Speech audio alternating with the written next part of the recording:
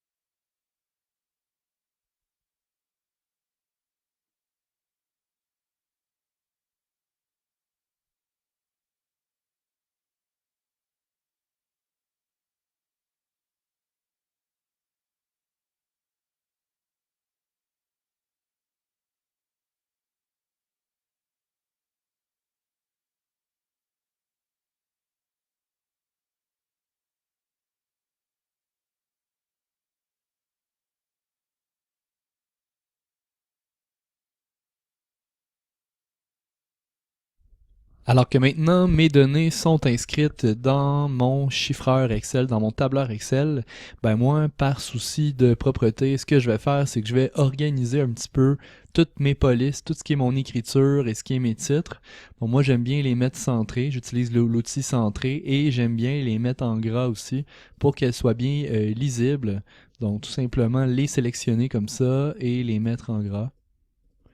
Ça offre toujours une meilleure lecture aussi.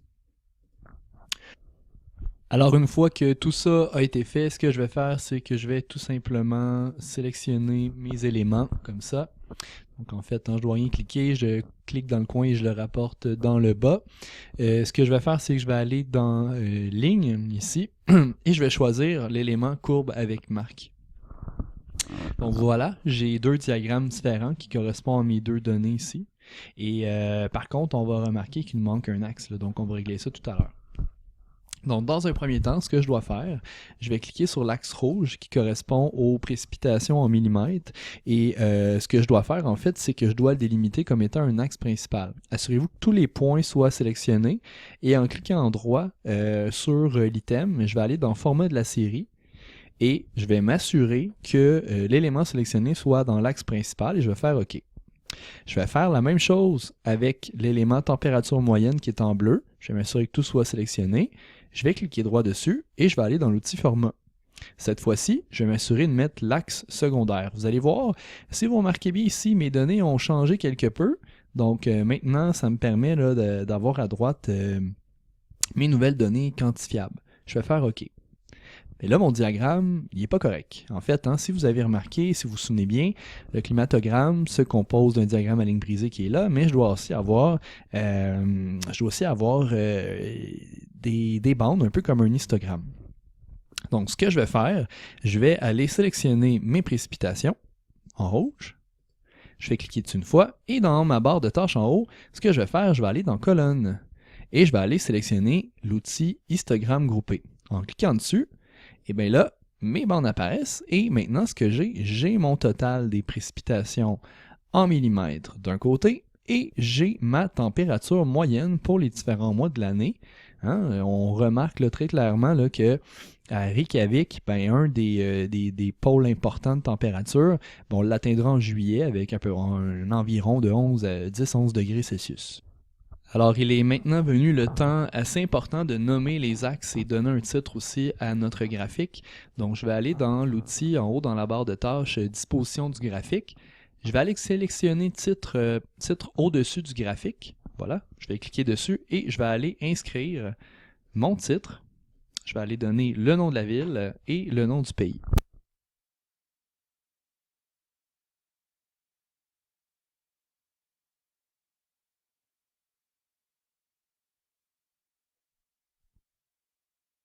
Une fois que j'ai donné le titre à mon climatogramme, je vais retourner dans mes titres des axes parce qu'il est important en fait, c'est de délimiter.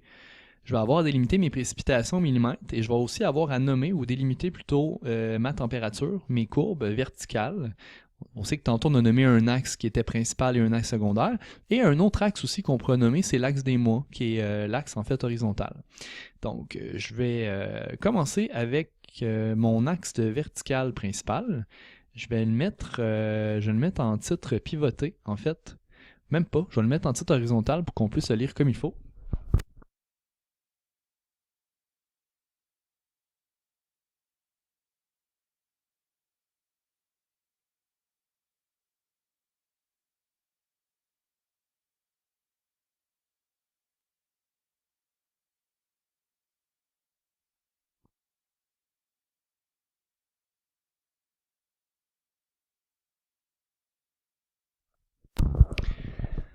Une fois que c'est fait, j'ai juste à cliquer en quelque part dans mon tableur, puis ça va aller sauvegarder. Je vais faire la même chose aussi ensuite. Je vais retourner, je vais cliquer une fois sur mon tableau et dans mon disposition du graphique, je vais aller donner mon deuxième titre à mon autre axe vertical, que je vais nommer aussi. Je vais le mettre horizontal lui aussi. Lui va s'appeler température moyenne.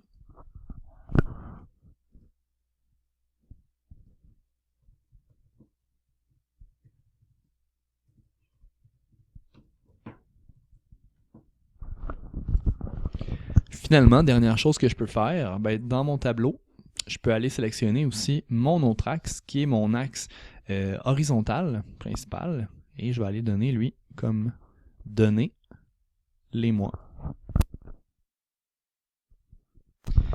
Bon, évidemment, si je regarde mon climatogramme, maintenant, je vois un peu que mes données, on les voit un petit peu moins bien. Donc, ce que je vais faire, tout simplement, c'est que je vais prendre les coins de mon climatogramme que je vais agrandir un petit peu comme ça dans ma page. Je vais le déplacer dans mon Excel comme ça, voilà. Et là maintenant, j'ai mes mois, j'ai mes précipitations, j'ai ma température moyenne, j'ai mon titre et même s'il y a des gens qui veulent, ce que vous pouvez faire, vous pouvez aller changer les couleurs d'arrière-plan et vous pouvez même changer aussi les couleurs des traits, les couleurs de remplissage finalement de votre climatogramme en cliquant en droite comme ça ou sinon même en allant directement dans vos outils dans votre barre de tâches. Alors voilà, voici comment faire un climatogramme, c'est assez simple et si jamais vous avez besoin, ben la meilleure façon c'est de refaire, faites rejouer la capsule et puis tout devrait bien aller, sinon n'hésitez pas à venir me voir. Alors voilà.